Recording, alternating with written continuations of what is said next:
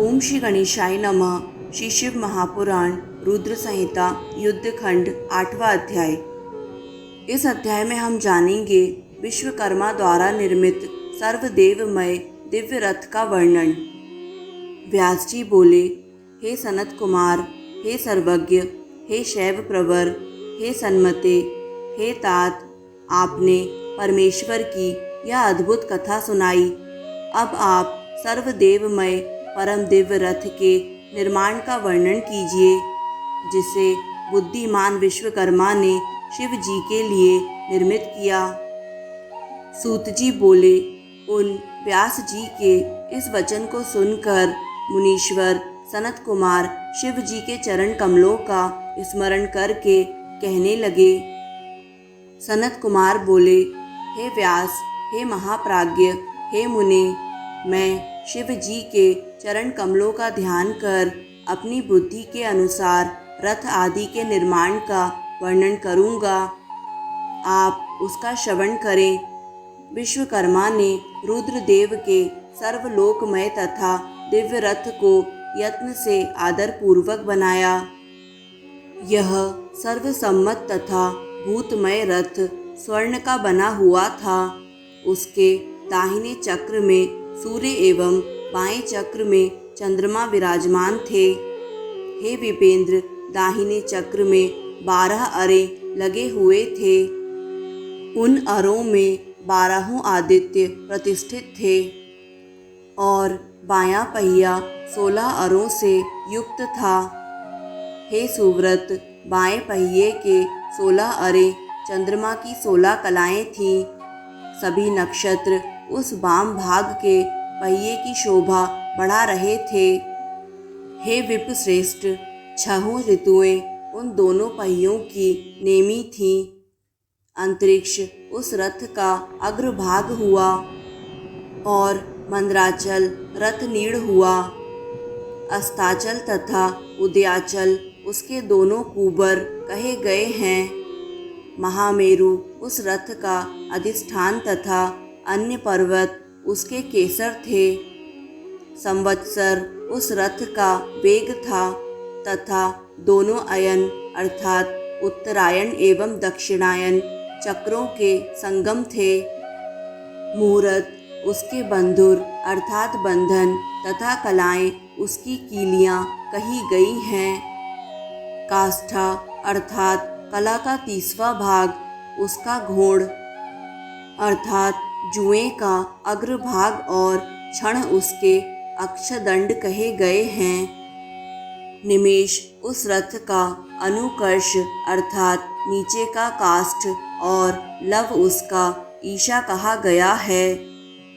धूलोक इस रथ का वरुथ अर्थात लोहे का पर्दा तथा स्वर्ग और मोक्ष उसकी दोनों ध्वजाएं थीं। भ्रम और कामदुग्ध उसके जुएं के दोनों सिर कहे गए हैं। व्यक्त उसका ईशा दंड, वृद्धि, नडवल, अहंकार उसके कोने तथा पंच महाभूत उस रथ के बल कहे गए हैं। समस्त इंद्रियां ही उस रथ के चारों ओर के आभूषण थे।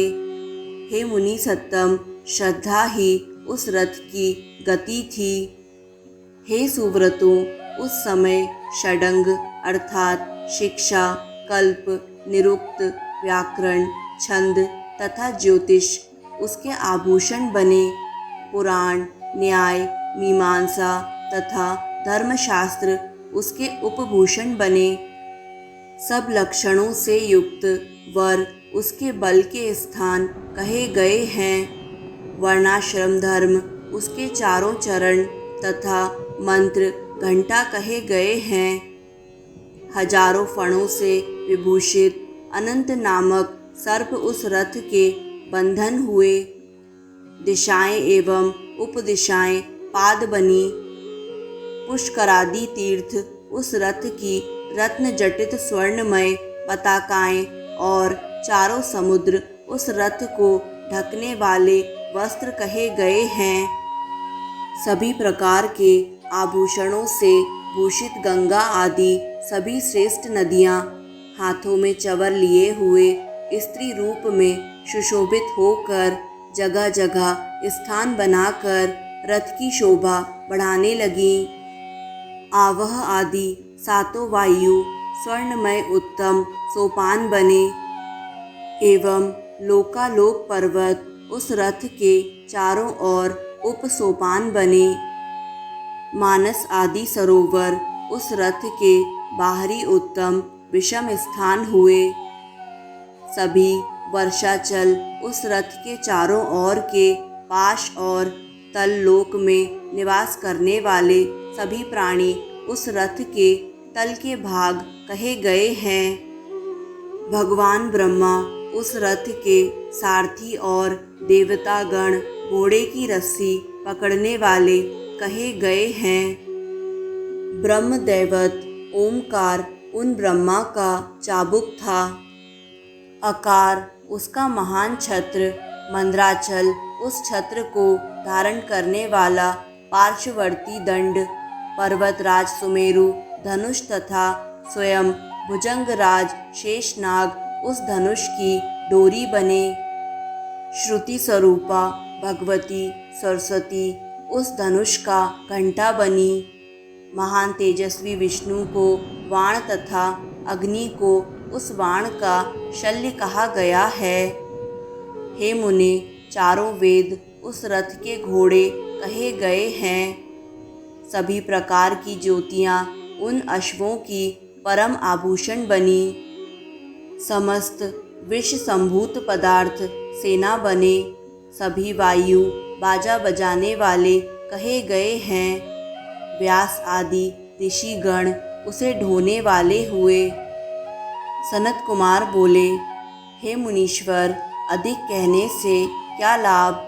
मैं संक्षेप में ही बताता हूँ कि ब्रह्मांड में जो कुछ भी वस्तु है वह सब उस रथ में विद्यमान कही गई है। परम बुद्धिमान विश्वकर्मा ने ब्रह्मा तथा विष्णु की आज्ञा से इस प्रकार के रथ आदि से युक्त शुभ साधन का भली भांति निर्माण किया था। इस प्रकार श्री शिव महापुराण के अंतर्गत द्वितीय रुद्र संहिता के पंचम युद्ध खंड में रथ आदि युद्ध प्रकार वर्णन नामक 8वां अध्याय पूर्ण हुआ। दोस्तों, आगे आने वाले सभी अध्यायों को निरंतर सुनने के लिए YouTube चैनल आध्यात्मिक कथाएं को लाइक करें, सब्सक्राइब करें और बेल आइकन पर प्रेस करें। धन्यवाद।